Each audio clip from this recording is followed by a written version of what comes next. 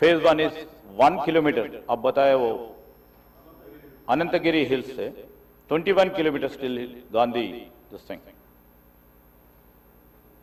And the scope of project covers it.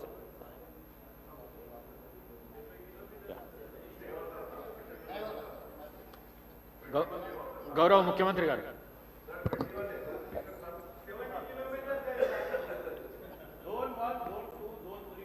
Sridhar Babu నేను చెప్తాను.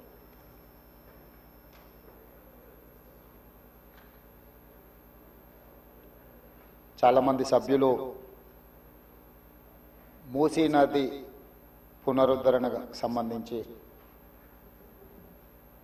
ప్రశ్నలు అడగడం, సూచనలు చేయడం, ప్రభుత్వం వైపు నుంచి వివరణ కోరడం జరిగింది. మా సహచార మంత్రివర్గ సభ్యులు వీలైనంత మేరకు వాటికి సంబంధించిన సమాచారాన్ని అందించే ప్రయత్నం చేసిండ్రు. శ్రీధర్ బాబు గారు అందించిన సమాచారానికి అదనంగా కొంత ఇలాంటి శాఖ నేనే ప్రత్యక్షంగా నిర్వహిస్తున్నా.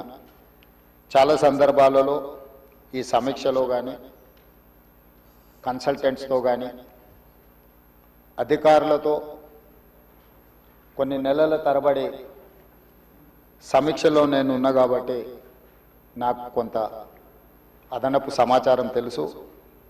ఈ సమాచారాన్ని సభ ముందు సభ్యులకు వివరించడం బాధ్యతగా భావించి తమ దగ్గర సమయం తీసుకొని ఈ వివరాలను సభ ముందు పెట్టే ప్రయత్నం చేస్తున్న అధ్యక్ష, మూసీ నది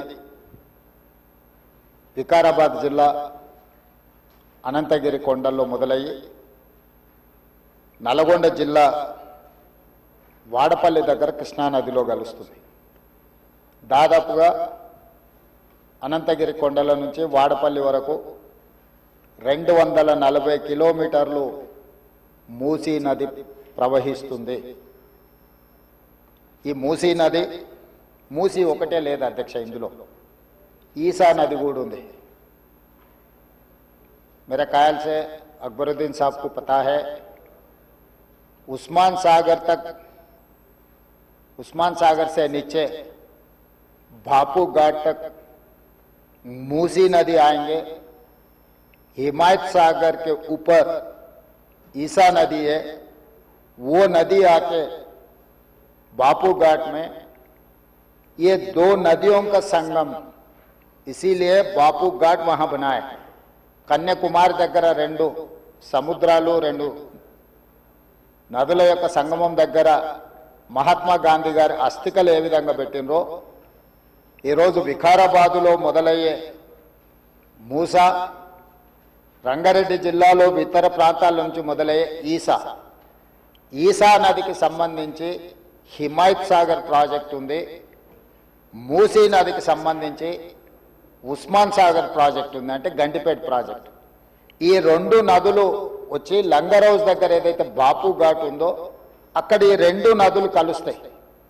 ఆ 2 నదుల కలయిక దగ్గరనే మహాత్మా గాంధీ గారి అస్థికలను పెట్టి బాపు ఘాట్ను నిర్మించడం జరిగింది. అధ్యక్ష, ఈరోజు నాగరికత నదీ పరివాహక ప్రాంతంలోనే పెరిగింది. ప్రపంచంలో ఏ నగర విస్తీర్ణమైన ఏ ప్రజల యొక్క నాగరికత అభివృద్ధి చెందిందంటే నదీ పరివాహక ప్రాంతంలోనే మానవుల యొక్క నాగరికత అభివృద్ధి చెందింది. నదీ పరివాహక ప్రాంతాలలోనే గ్రామాలు కానీ పట్టణాలు కానీ నగరాలు కానీ